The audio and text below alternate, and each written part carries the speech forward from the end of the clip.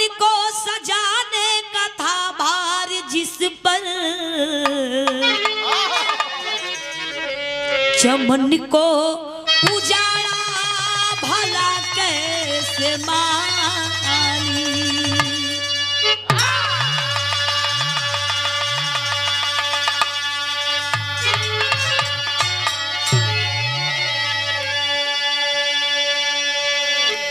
आखिर ये दुनिया में लोगन का सोच का हो गई, लोगन का विचार का हो गई। कुछ लोगन का ऐसा सोच हो गई बा ऐसा अंग्रेज वाले भी ना कैलन। बाहर आज के दुनिया, बाहर आज के समाज के लोग, लेकिन गजल में कभी जिक्र लिखे पड़ल। कैसे मास्टर?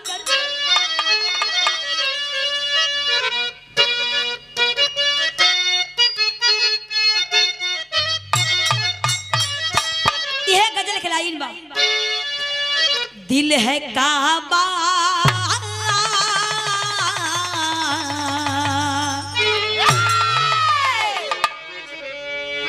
दिल है काबा यार नादान तू काबे को न ढाल। क्या बात है, बहुत अच्छे।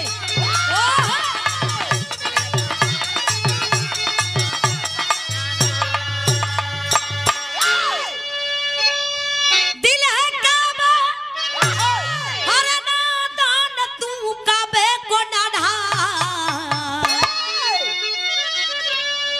अपने माँ बाप का तू दिल न दुखा, दिल न दुखा। क्या बात है?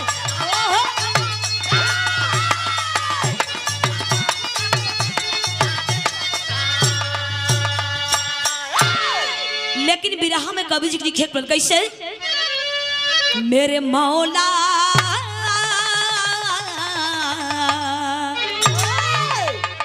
मेरे मौला गजब संसार को बनाया है,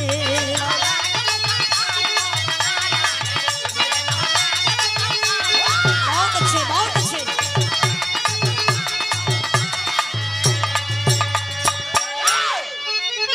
मेरे मौला गजब संसार को बनाया है, फूल सी दुनिया को पैरे तले बिछाया है।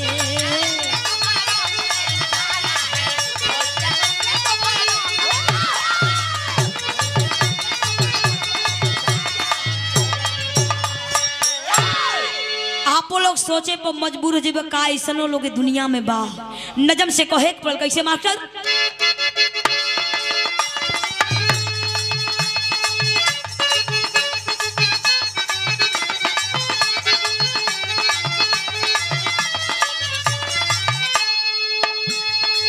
मोनिका अलीगढ़ की ना जनी नवेली है, जीजा संदीप से मिल करके खेल खेली गए।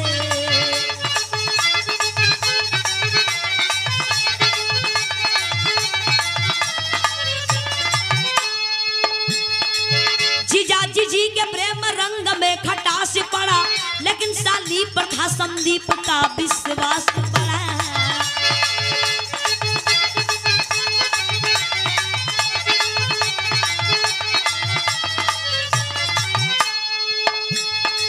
मोनिका मधुमती कानून ने अपने हाथ लिया, मोनिका मधुमती कानून ने अपने हाथ लिया, बहन को छोड़कर बहनोई का वो साथ दिया।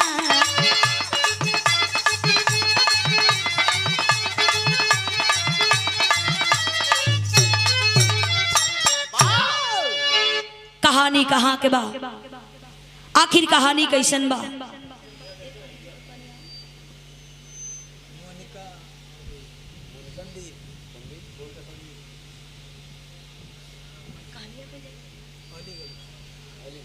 अलीगढ़ में कहानी कहाँ के बा? अलीगढ़ में एक मोनिका नाम के लड़की इतनी सुंदर, इतनी खूबसूरत रहे। पंकज यादव जी इतनी सुंदर रहे, लेकिन वो दो बहन रही। बड़की बहन के शादी भल जौना दुल्हा के नाम संदीप बतावल गई। परिवार के लोग विदाई के लिए अपने ससुरा में गई, खुशी खुशी जिंदगी बीते लागल। समय बीतल, 2-4-6 महीना बीतल, लेकिन संदीप के ससुरारी में आना जाना लागल रहे। 1 महीना में 2-4-10 बार जरूर आवे और जाए। एक दिन भोरवे के बात बा, संदीप अपने ससुरारी गईलन। मोनिका अपने जीजा संदीप बदे पानी लेके गई। अब बगलिया में बैठ के कहे लागल कि ए जीजा, हम आज तो अपने दिल के बात कहल चाहत बने।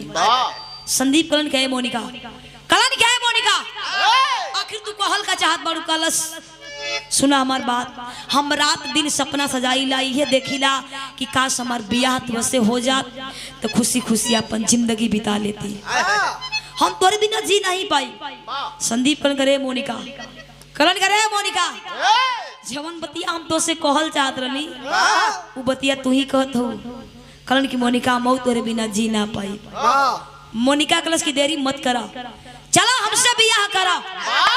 संदीप कलन की ना, इतना जल्दी कोनो फैसला नहीं लिया जाला। संदीप और मोनिका आपस में विचार कैलन। 2-4-6 दिन बीतल, वो दोनों फरार हो गईलन। कहा? हरियाणा में पंचकुला में जाके रूम लेके रहे लगलन।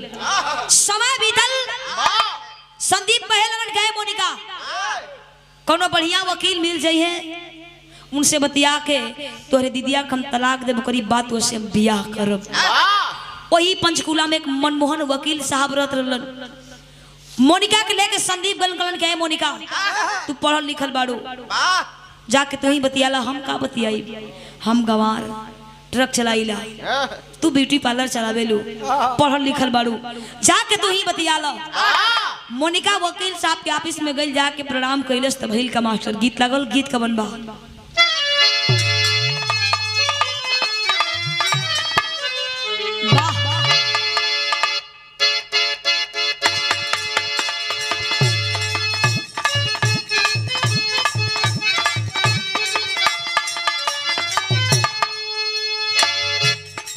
देखा मास्टर गीत बजौलन। कोनो फौजी मरद का मेहरारू अपने मरद के लगे फोन कैलस, कलस खाली बॉर्डर पना कबो कबो घरों के याद कर लेवे के चाहिए। वो मेहरारुआ कहे, का कहे मास्टर? खाना की पूछे,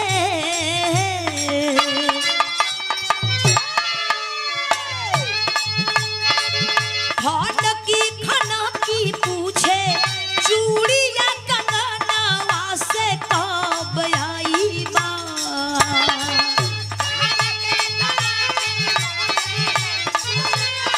ओहो, क्या बात है?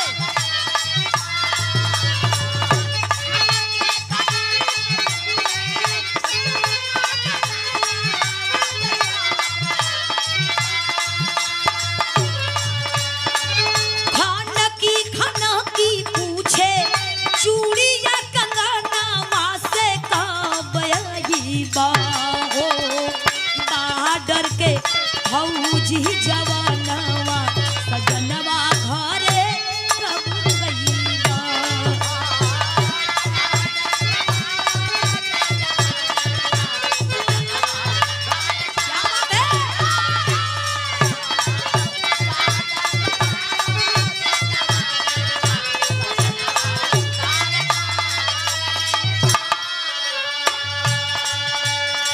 मोनिका वकील साहब के ऑफिस में गई, जाके प्रणाम कैलस, अपन बात कहल चाहत, अपन परेशानी बतावल चाहत बा। तब तक वकील साहब की नजर जब मोनिका को ओर गई, वकील साहब करीब, बाप रे बाप, इतनी सुंदर लड़की जिंदगी में पहली बार देखली। मालिक कबो कबो ऐसा लीला तू करेला। वकील साहब सोचे लगन मन में, कैसे? कौन खी नजरिया से देखेले सुरतिया मान लागे।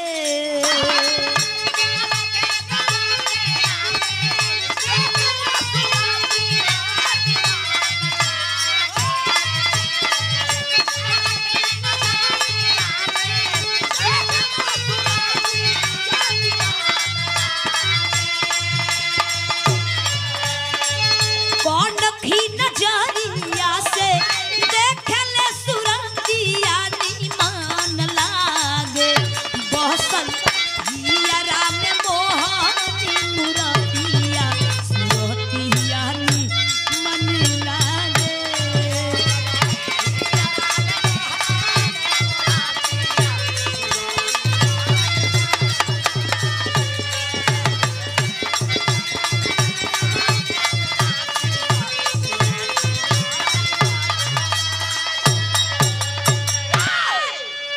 वकील साहब के ऑफिस में गई। वकील साहब देखन कन के रहे लड़की क्या कहना चाहती है। कल साहब प्रणाम कन की बैठ जाओ। अंदर बुलौलन कल नाम क्या गए। कल साहब हमार नाम मोनिका बा और जौन बाहर खड़ा बड़न वो हमार जीजा उनकर नाम संदीप बा। वकील साहब कहलन कि हम उनकर नाम नहीं पूछत। तोरिए नाम का जरूरत है। वकील साहब अपनी बात बताओ। मोनिका कहे लगले साहब हमन दोनों जना एक दूसरे के बिना जी ना पावल जाई। हमन शादी के चाहत बनी जा। दिक्कत ई बा जब तक हमार जीजा अपने मेहरारू के तलाक ना दिहन हमरे दीदिया के तलाक ना दिहन तब तक उनसे हम शादी ना करें। वकील साहब कहलन कि मोनिका वह संदीप क्या करता है। वो सोचल अपन मजबूरी बताई। वकील साहब के दया आई। मोनिका कहे लगले साहब देखी उस सीधा साधा ट्रक ड्राइवर हुवन और हम एक छोट मोट ब्यूटी पार्लर चलाइला। वकील साहब सुरन को ड्राइवर है। वकील साहब पर करे मोनिका डांट करके आवाज दिए कहन क्या है मोनिका पागल हो गई है। शादी करे जात बड़ी ड्राइवरवा से लोग ताना दे कहीं ड्राइवरवा वो कहाँ गई केने गई लोग गाली दे। अगर तोर बियाह एक वकील से हो जाई तो जमाने के लोग बड़ी सम्मान करी बड़ी कदर करी। मोनिका कले साहब आपके बात समझ में नहीं खयावत आपको हल्का चाहत बने। वकील साहब पर गए मोनिका हमार बात समझ में आ जाई तो कार्ड लेके जाई हमार नंबर बा फोन कर दिया। मोनिका जो वही बाहर निकल संदीप से कलश का हो कहाँ ले काई ले हुआ। वकीलवा बड़ा घटिया आदमी भाई बड़ी गंदा आदमी बा। देखा पहले कैसे बतियावत एकर नियत सही नहीं खे। विचार बहुत गंदा बहुत गंदा विचार का आदमी है।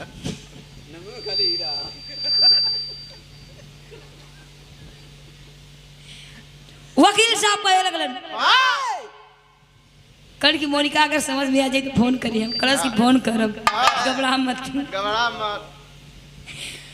जब बाहर निकलल कलश कहो कहाँ ले काई ले हुआ।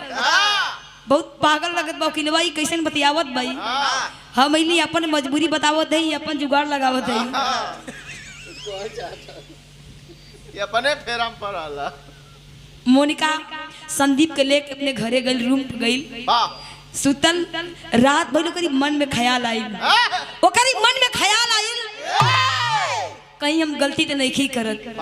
अगर हमार बियाह को ड्राइवर से हो जाई तो लोग सही कही ड्राइवरों को कहाँ गई ये ड्राइवर बाबू।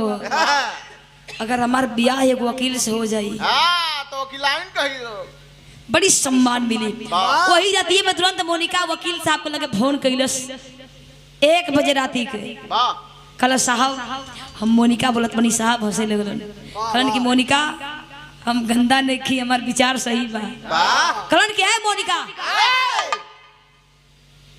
हम तोहरे सपना देखत रहली कि हमार बतिया समझ में आई कि ना आई। कल से साहब आपसे हम शादी करब हे ड्राइवर से बियाह ना करब। लेकिन तेरी में कहे कैसे मास्टर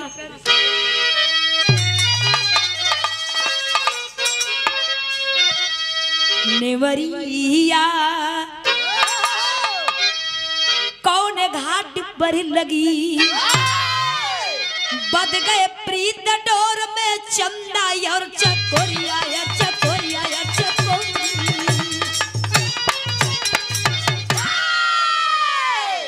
अब मोनिका डेली वकील साहब के लगे फोन करके दिन भर बात करे। ओकर डेली की आदत बन गई। एक दिन वकील साहब बोलन कि आए मोनिका अब तू हमारी घरे चला। मोनिका बहुत खुश बोल कर साहब यही दिन के ते इंतजार बा अब जब कहीं हम चले के तैयार बानी। वकील साहब मोनिका के लेके अपने घरे गईलन ह। वकील साहब के द्वारे एक बुढ़ऊ दादा बैठल बाड़न। मोनिका कल से साहब ई के बैठल बा। वकील साहब कहन कि मोनिका हमार पिताजी बाड़न।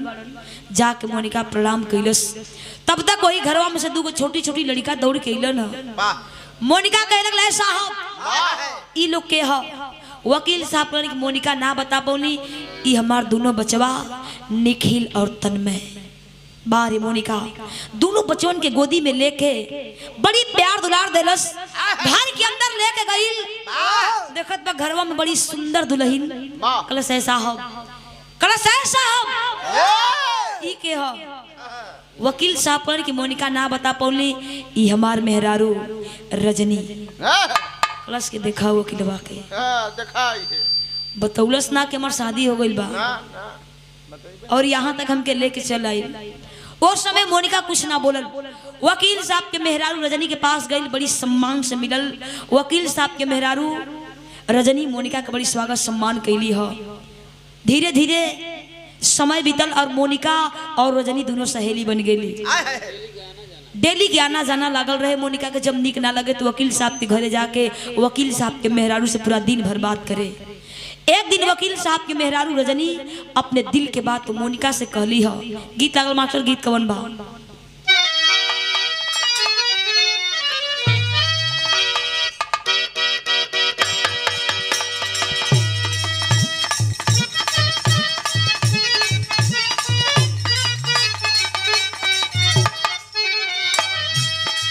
ई देखा मास्टर गीत बजौलन पंकज यादव जी।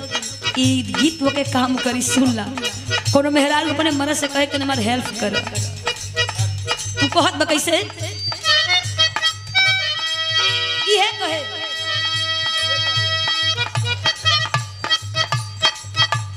हमरा को मोहरा में साड़िया पहनावो ये राजा जी।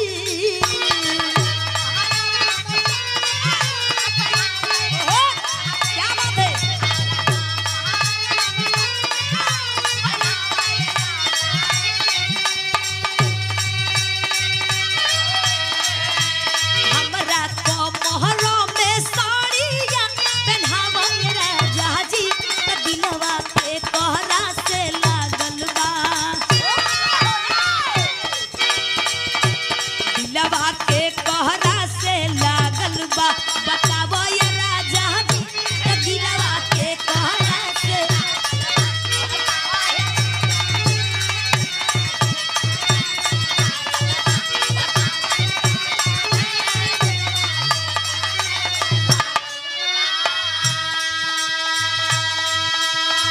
वकील साहब के मेहरारू रजनी अपने दिल के बात कहे लगली। कहली कि है मोनिका, कहली कि है मोनिका, एक हमार काम कर, हमार बात सुना। मोनिका से कहत रजनी कैसे?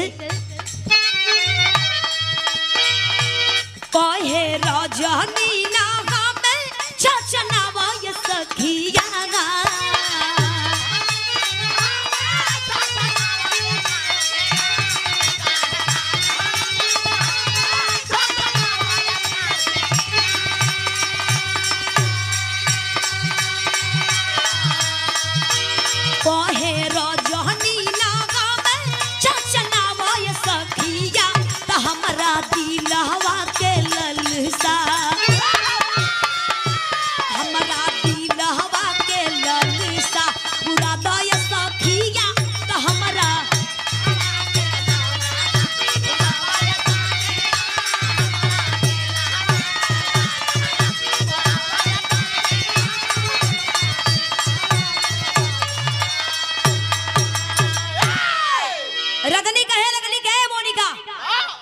सहेली बाड़ू, हमार बहन बाड़ू, एक काम कर, तुआर ब्यूटी पार्लर के दुकान बा, एगो हमार काम कर, एगो साड़ी ले आई बानी वही का मैचिंग के, एगो ब्लाउज एगो पेटीकोट चाहत बा। मोनिका क्लस की धत पगली, इतनी सा काम खातिर तू इतना भूमिका बनावत बड़ू। मोनिका क्लस ठीक बा, हम बाजारे जा तुआर जरूरत के सामान लिया दे। ए भैया, मोनिका बात का कितने रूम पर गई। दिन बीतल, रात भइल, जब खाना खा के सुतल। संदीप भी बाड़न, खाना खा के सुतल। ओके जब वो कौन बात याद आवे तो रतिये में आवे। ओकरी मन में ख्याल आइल कि रजनी एगो बात कहत रहे। वही मने मने मोनिका सोचत बा विदेशिया में कहे कैसे मास्टर?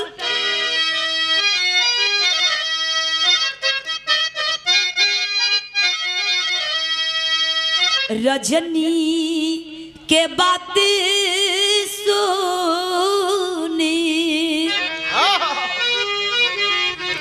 मोनिका मोहनिया हो, सोचे आज पूरा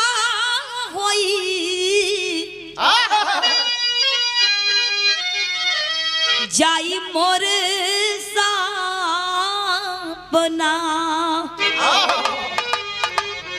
वही रहती अपने जीजा संदीप के जगौलस, डांट के बात दलस, कलश उठा, कितना सुते ल तू। संदीप बेचारा उठ के बैठ गेल, कलश का बात बा। मोनिका कहे लगली बतावा तू हमसे बियाह करबो कि ना करबो। संदीप कौन की पागल हो गल ना नहीं, इतनी रतिया के तो बियाह कैले के नशा धर देलस।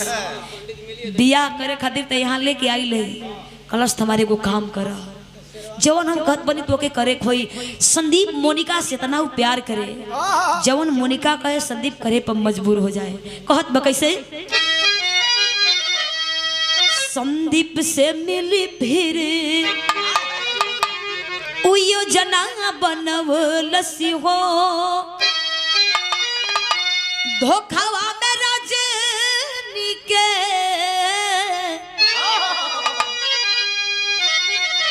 मारे बदे जानवा।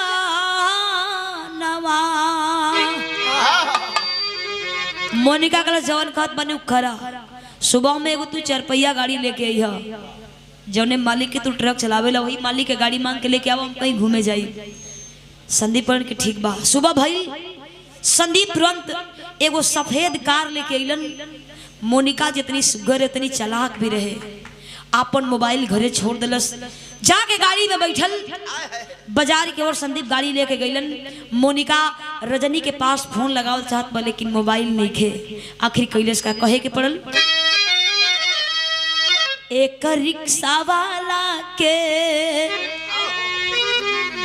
मोबाइल से फोन कैलसी, साड़ी लेके आवा सखी आज अच्छा दीनवा। ए भैया तुरंत एक रिक्शा वाले से चाचा तना अपन मोबाइल दा में जरूरी फोन करे के बा। उ बेचारे रिक्शा वाले मोबाइल दिलन, तुरंत मोनिका रजनी के पास फोन लगौलस। कलश क्या रजनी, हम मोनिका बोलत बने। रजनी कह रहा मोनिका बोला का बात बा। कलश ही बताओ तुहार ब्लाउज पेटकोट लियाई कि ना। रजनी कलश काहे जरूरी बा, लिहल बहुत जरूरी बा। रजनी कहे लगा ठीक बा, जहां का हम आवत बनी। उस समय रजनी अपने दोनों बचवन के निखिल और तन्मय के स्कूल जाए खातिर तैयार करत रही। मोनिका बोलस जल्दी आवा। रजनी जल्दी जल्दी में अपन मोबाइल घरे छोड़ के आ जहां मोनिका बोलौलस रजनी वजह पहुंच गई।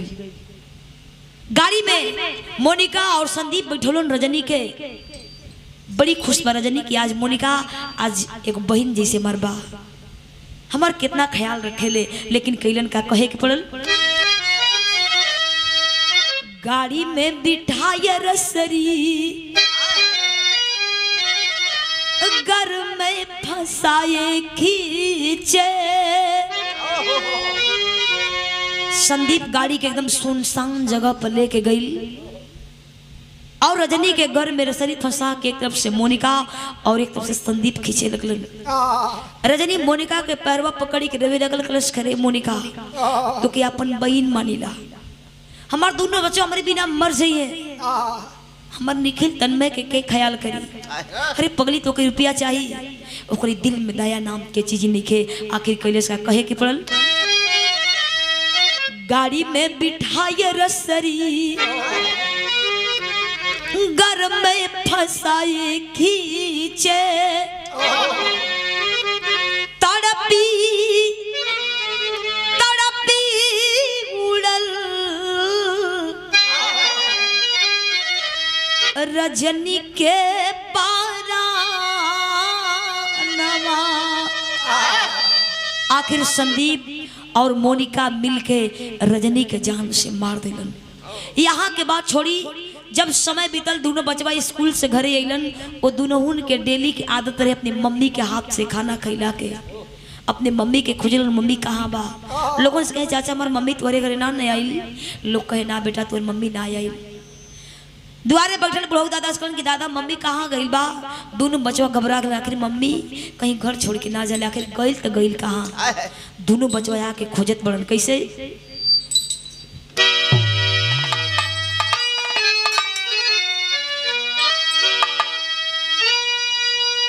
गीत से बढ़िया भाव में कवि जी लिखलन है। हाँ। कैसे? घरवा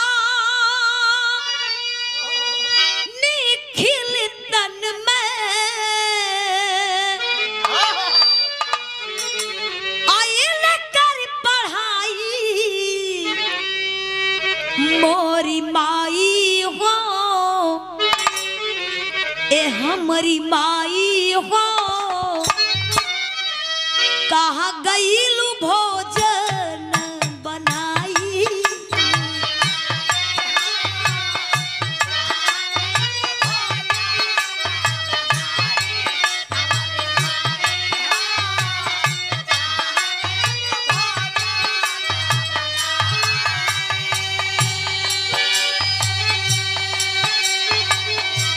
दोनों बचवा अपने मम्मी को खोजे लगलन। ए दादा मम्मी कहाँ गई बा? तो से बता के गई लोई ना।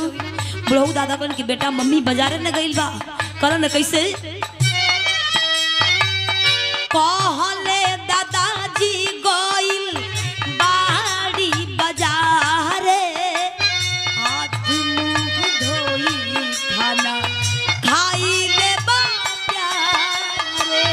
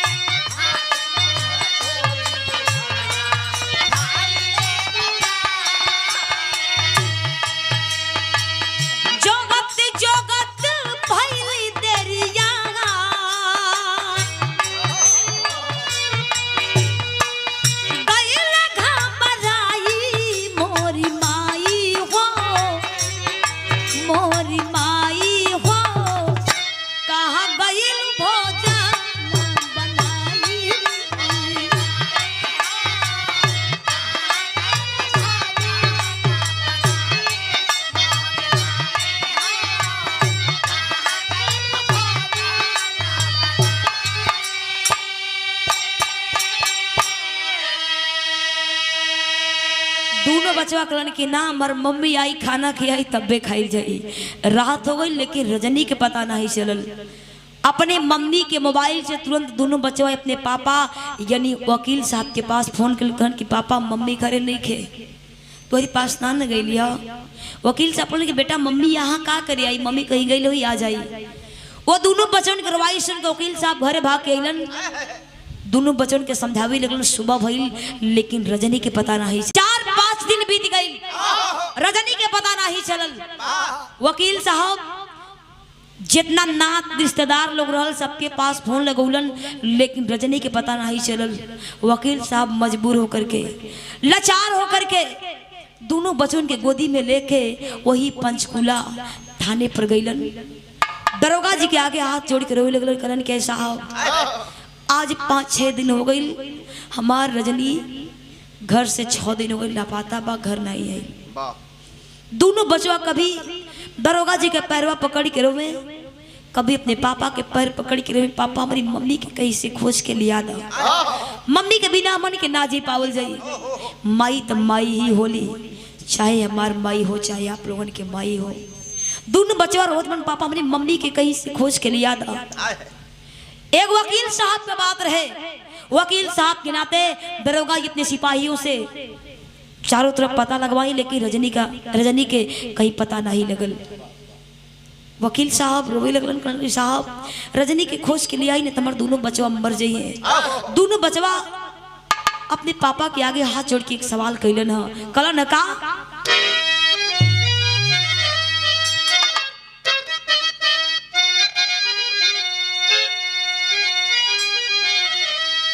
ये कहलन बोला पापा हो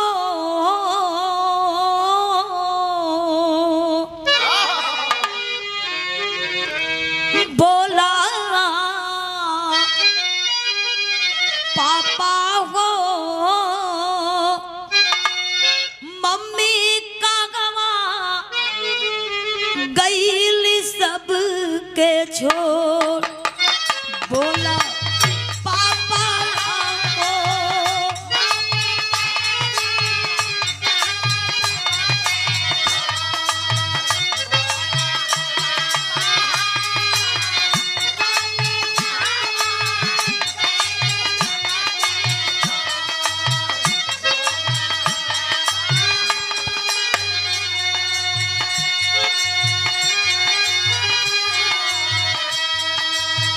ओ बचवन के रवाई देखे के जितना लोग थाने के अंदर सब पर कलेजा फट गए भैया। दरोगा जी के भी आंख से आंसू आवे लागल, दौड़ के जाकर दोनों बचवन के गोदी में उठन कि ना बेटा मम्मी आ जाई, ना रोवे के। साहब हमार मम्मी हमन की स्कूले भेजली लेकिन कुछ ना बतौली। कहलन कैसे जात समैया कुछ ना बतवली, ना ही लगवटी के यली कतगी सजा खोजली आवा कारगिया भूल गईली की बोला पापा हो। दोनों सुकनवा रोवे पकड़ी के गो बोला पापा हो। दोनों सुकनवा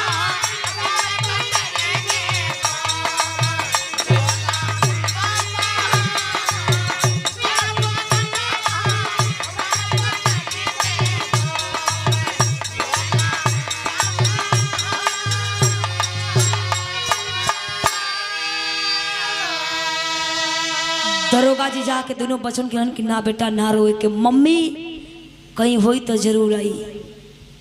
दरोगा जी वकील साहब से कहन साहब रजनी मोबाइल लेके गइल बा, ओकर मोबाइल घरे बा। दोनों बचवा कहन साहब हमारी मम्मी के मोबाइल घरे बा। तुरंत दरोगा जी मंगवा करके कॉल डिटेल में देखे लगलन तो सबसे ज्यादा बात रोज डेली बात रजनी और मोनिका में होत रहे। उम्मीद मोनिका के नंबर मोनिका नाम से सेव बा नंबर। दरोगा जी कहने लगे वकील साहब ये मोनिका कौन है? वकील साहब कहन साहब दोनों बहन के जैसे रहत रही है। मोनिका भी रो रो के अपन बुरा हाल कर ले बा, बहुत तबीयत खराब बा ओकर। जब नया नंबर मोबाइल में देखलन दरोगा जी तुरंत तो वो नंबर पे फोन कैलन। फोन गईल कहाँ? रिक्शा वाले के पास। साहब अपना परिचय दिए। रिक्शा वाले कहे लगले साहब आप थाने से बुलत बानी साहब, और हमार गलती का बा कि आप थाने के अंदर बुलावत बानी। डांट करके आवाज दिए जल्दी से थाने के अंदर आ जाओ। रिक्शा वाले डर के मारे थाने के अंदर इलन करन की साहब हमार गलती का बा। दरोगा जी कहने लगे बताओ ये नंबर तुम्हें कहाँ से मिला, कहाँ फोन लगाए थे? कल साहब ही नंबर के कर बा कैसे बा नहीं मालूम बा। गनगन गनगन कांपत बा। कहे लगले साहब एक दिन हमारी मोबाइल से वो लड़की फोन कैलस आ कहाँ बतिलस कैसे बतिलस नहीं मालूम बा। दरोगा जी कहे कि तुम बैठ जाओ अभी नहीं तुमको जाना है। वो रिक्शा वाले जाके बैठ गईलन। तुरंत दरोगा जी मोनिका के लगे फोन लगौलन। कलन कहे मोनिका 2 मिनट के लिए थाने के अंदर आ जाओ। रोवत बकल से साहब बोले के तो हिम्मत है ये नहीं खे, हम कैसे आई थाने के अंदर? कलन की मोनिका जब तुम नहीं आओगी तो हम ही को आना पड़ेगा। कल से साहब आप मत आई हम ही आवत बनी। थाने के अंदर आई साहब मोनिका के आगे हाथ जोड़ के कलन कहे मोनिका बता दे रजनी कहाँ बा? कल से साहब चिल्लाए लगल ड्रामा करे। कोई थाने के अंदर लगल चिल्ला करे। कलश के साहब यही खाती बोलौनी हम जनती तो रजनी के लिया ना लेती।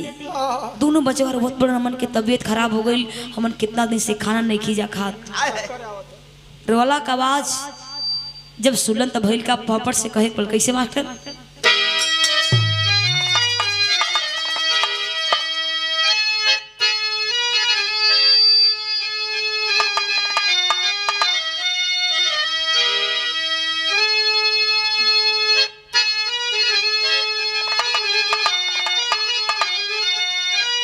मोनिका तब पकड़ाईली गईली धनवा जनवा आफत में आभेद बतवली घटना के दस्तनवा जनवा आफत में।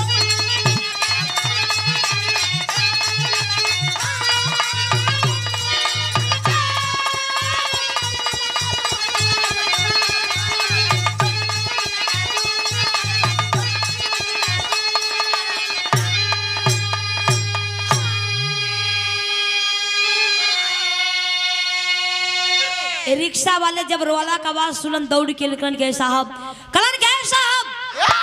कि हे लड़की हमारी मोबाइल से बतियौलस आ कहाँ बतियौलस नहीं मालूम बा। दरोगा जी कहलन करे मोनिका डांट करके आवाज दिए कहलन क्या है मोनिका आप बता दे रजनी कहाँ बा। कहला साहब नहीं खे मालूम।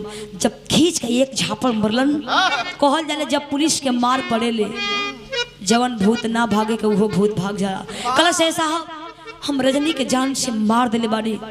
सुन के सब कोई अवाक करी बाप रे बाप मोनिका एक औरत हो करके इतना बड़ा काम कर दी। दरोगा जी कलन की बता तोरे सथवा एवरियो कोनो रहे। कलश की हाँ हमरे जीजा संदीप को भी हाथ बा। संदीप भी पकड़ के थाने के अंदर अइलन। जब मार पड़े लागल संदीप कलन करे मोनिका रजनी के काहे बदे तू जान से मरौली हमें नहीं मालूम बा आ काहे बदे थाने के अंदर अइली हो नहीं खे मालूम। ई कौन खेल तू खेलत बड़ी हमके कुछ नहीं के समझ में आवत। मार पड़त बा लोग पूछे बता रजनी के आखिर लसिया कहाँ बा। मोनिका रजनी के बतावे के तैयार नहीं होता। हमें कहे पल कैसे मास्टर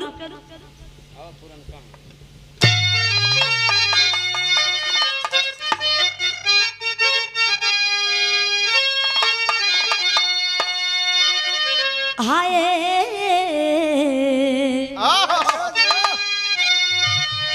आदमी के सोचल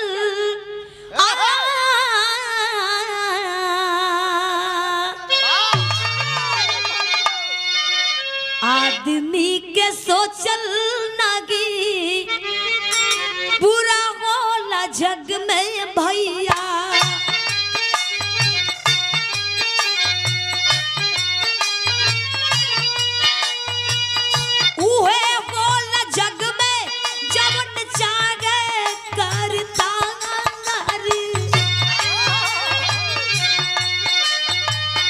मोनिका कोइल जागत राये वाकिल से सदिया भैया।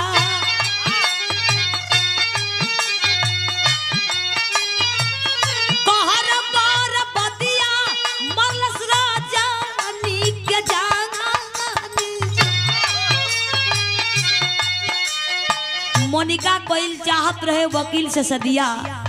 संदीप कलश करे मोनिका अरे मोनिका बता हमसे भी आ करे लेकिन वकील साहब से बतावत नहीं के मार पड़त बा।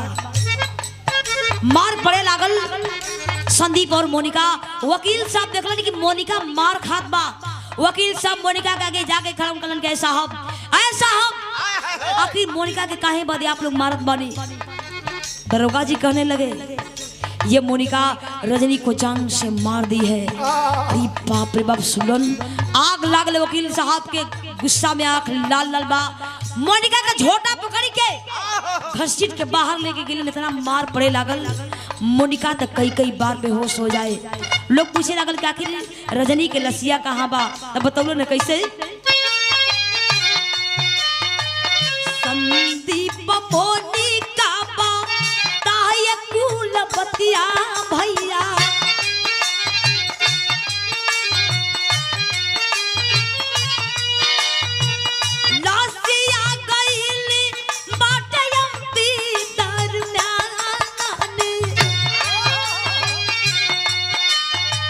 खलस के साहब अब लसियों के पता नहीं चली मन के लसिया के मध्य प्रदेश भेजवा देनी जा। ओहू के 2 लाख में ठेका रहे। वकील साहब मोनिका के मारी लगलन। मोनिका तक कई बार बेहोश हो जाए। जब होश आवे कहे साहब हमार बतिया आप लोग सुन नहीं ओकरी बात जान से मार मंजूर बा। कोई सुनत नहीं खे। दरोगा जी वकील साहब का हाथ पकड़ गलन के साहब मोनिका कुछ कहना चाहती है। मोनिका कहे लगले साहब हमार बात सुन ली ओकरी बाद आप हमें जान से मार दे मंजूर बा। दरोगा जी कहे लगले साहब आप हमें इतना मार मरली हम बर्दाश्त कर ली लेकिन वकील साहब इतना मार मरलन बर्दाश्त नहीं कियो। आप ये ना जानना चाहत बनी कि रजनी के काहे बदे जान से मरौली। हम बतावत बनी पूरा बिरहा के निचोड़ ये लाइन में कभी लिखलन हा। मोनिका अपन सच्चाई बतावत बा। कहत बा कैसे वकील मान मोहन मारा ववले राजनी के भैया।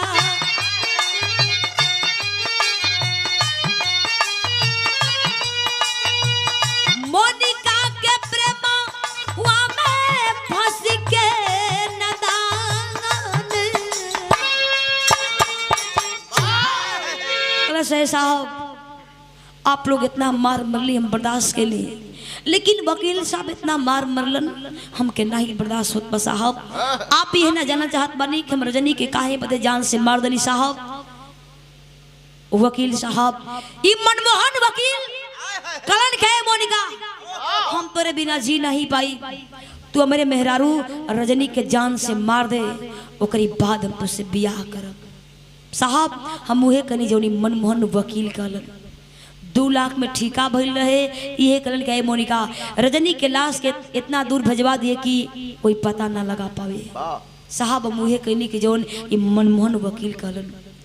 दरोगा जी गुस्सा में आंख लाल लाल देखलन वकीलवा के, पकड़लन कालर कि बतावा इस साला के हमन के 5-6 दिन चैन से खाना ना खाए दिलस, पकड़ के इतना मार मरलन, इतना मार मरलन करे साला तो के समझ नहीं खे बिया करही कर रहल ते एहू के रखले होते काहे बदे जान से मार देले।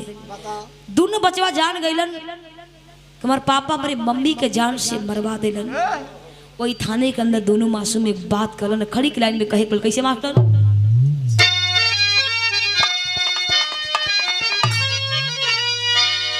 रखला दिल में भेदवा छुपाई पापा जी, तो पापी भइल कागे मम्मी के मुमाई पापा जी।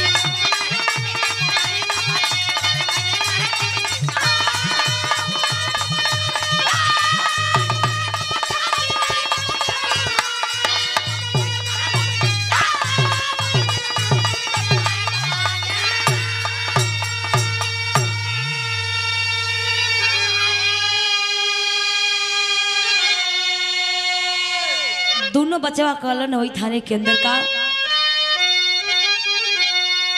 तो के पापा कहे में अलागत बाटे लाज हो, ऐसन होई है बाप कैसे सुधरी समाज हो। निहल कांटा फुलवा में चुबाई पापा जी, पापी भइल कागे मम्मी के मुआई पापा।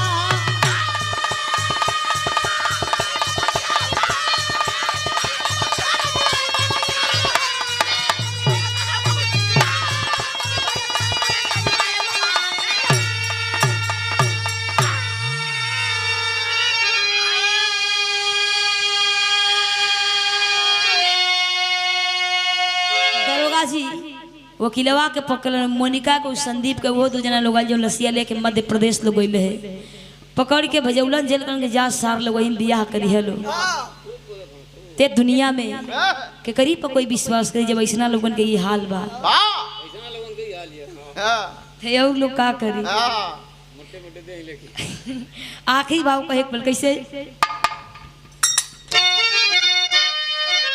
गुरु बिहारी गुरु रमन श्यामा सबरू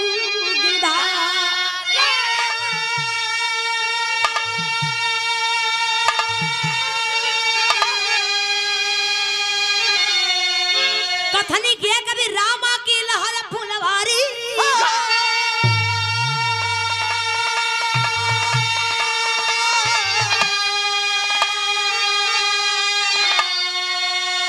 नेवरिया